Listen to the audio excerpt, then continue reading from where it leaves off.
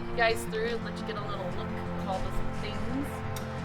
Here in the store, it's always a little chaotic and moving around. I think we figured out a good solution recently where we keep the shoppable space a little bit smaller so we can make the messes kind of behind where we interact with our clients that come in. But it's very much like maximalism vibes, just like an overwhelming amount of things. But a lot of really cool, neat things. We do a lot of like antiques, ashtrays, funky finds. I'm always shopping and looking and curating. A lot of plants that are just always rotating and revolving, and then like the fresh flowers, of course. What's happening right now is we're getting in the process of getting a flower delivery for the wedding this Thursday. A little insight to the chaos that's typically happening here is that we're also working on a collaboration photo shoot with a local restaurant, Postino's. So they've given us some wine, and we have the little items from our store that we're also adding in, and we're gonna make a Boo Basket video, and it's just kind of content creation on the back end to help like promote our business and their business, some cross promotion. And so with that, I also have Dallas here that's actually working on things that need to be happening in the shop. So because with everything else that I have going on, there's also like daily things that need to happen, like flower arrangements that go out for order. So Dallas is gonna repot some plants for us after she cleans up my mess. I'm sorry.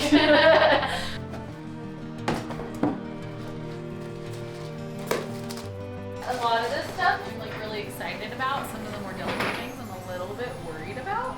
But nonetheless, I should be able to, if anything's down, I'll be able to get a credit on them, and then I'll just try to go to the local wholesaler, the flower market, and find supplements.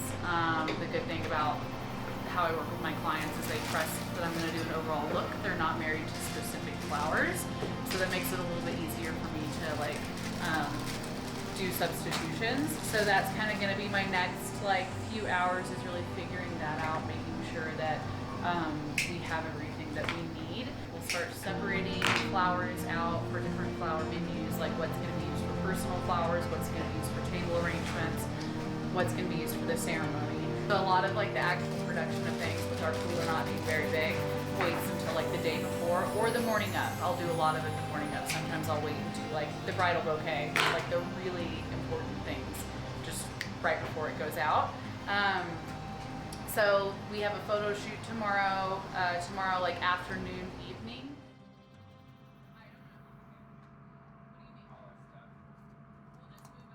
There's a lot of waste in the industry, and that's something that really like bothers us. Right. It's kind of double-sided though. It's like a benefit and kind of just us trying to fight that like negative impact. So we want to repurpose, reuse as much as possible, but that also, the repurposing and reusing goes into the business side of things. These are marketing opportunities. These are a way to like flex our creative muscle, show people that we're more than just wedding florists or daily florists, that we can be hired for pretty much anything. We are here because I had an idea for a photo shoot for like really pretty florals and like with like a grunge kind of twist on it. So we got a really badass photographer within the model. I think it'll be a good fit. And so what we're about to do, the spirit of the forest kind of thing, where it's like very unassuming. The model will be dressed in all black, very like typical grunge outfit, and I've made this like massive flower crown for her to wear, and I'm gonna have her walking and dragging this chair like as if she just kind of found it, and then she'll come and place it. She'll have like very minimal floral attributes, so very unassuming, and then she'll set the chair down, and then we're gonna kind of make it to like where she grows the flowers just like out of the ground and fall onto the chair. So we're gonna make it kind of creep and go down the tracks and stuff. And then what I really want the angle at the end is whenever she's done and we're done shooting with all the fresh florals, we're gonna like stripe those, and then we brought a bunch of dead florals. So we want it to be like once she leaves, everything dies. So that's kind of the approach, the storyline. We've got some really cool graffiti and angles that we're going to try to get, and hopefully, I mean, everything changes and other ideas will pop up, and these guys will have ideas and they'll probably be great, and that'll be the direction that we go, kind of thing. So yeah, we'll see.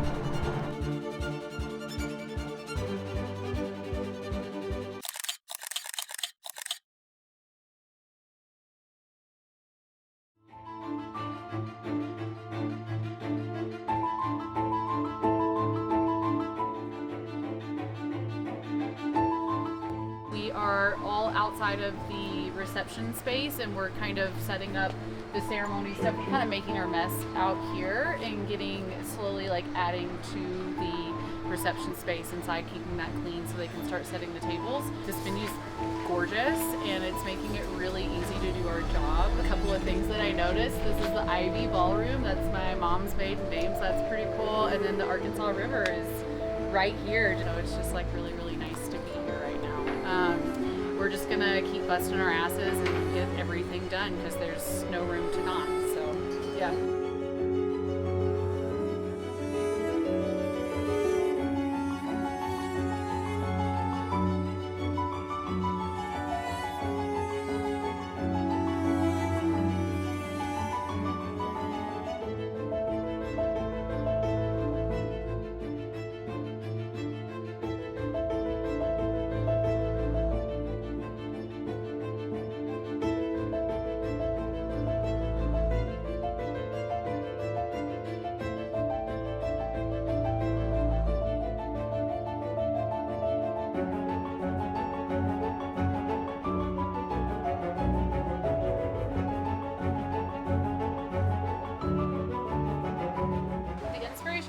Arrangements really came from like after I got to know the bride and groom a little bit.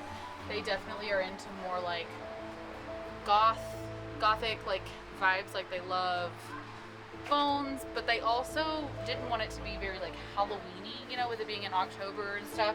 They wanted fall vibes, but they didn't want that to be the whole mood, so we decided on luxury goth.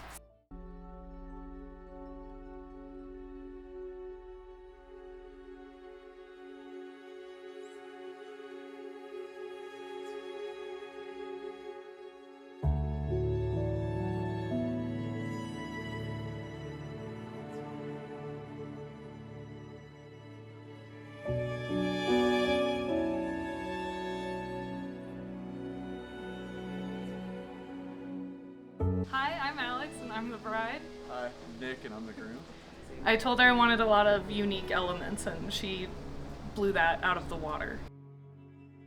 It kind of aligns with our vibe as alternative emo kids, right? And so, you know, obviously there are dove skulls in the bouquet, and that it really hits home for us.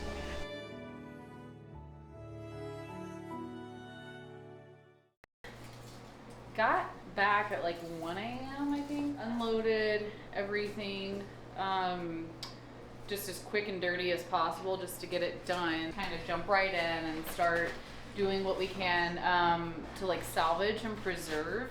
We don't really like to like resell the flowers because they've already been paid for, so we really try to use them in ways that can be beneficial to the business, but they're like, or that they can be beneficial to somebody else. So we'll do like photo shoots, or if there's an event coming up that like somebody can benefit from, you know, that's typically what we try to do. So, and a lot of it's dried stuff and stuff that we kind of use as like rentals-ish. So we're just trying to like reorganize that so it's just less chaotic in here.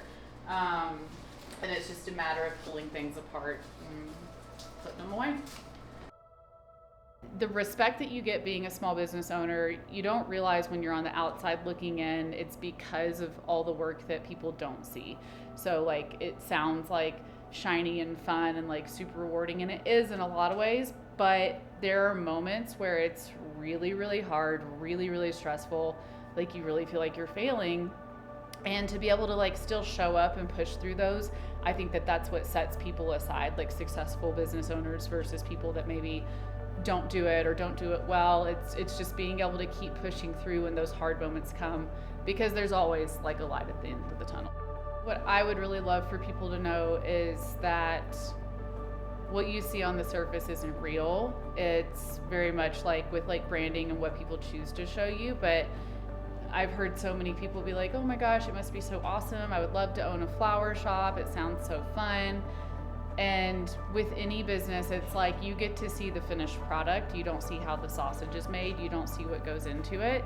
Seeing somebody running a successful shop doesn't mean that they've been there that whole time. Like they've had to go through a lot to get there.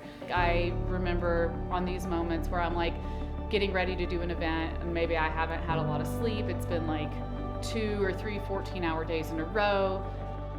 But then whenever we like show up, we like bust our asses and we get it done, and then we see the smile on like the couple's face, and we see like how excited they are, how like blown away their family is, and then just hearing them talk about it later, like that makes every single bit of it worth it. You're like, okay, maybe I do know what I'm doing. Maybe I do have a knack for this.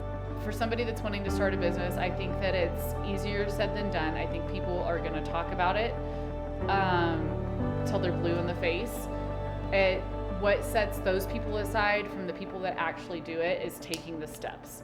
You have to make a list and you have to do the things on that list. It doesn't matter if you can do it in a week, a month, 6 months, or a year. If you don't start with the small things, you'll never get to the big thing.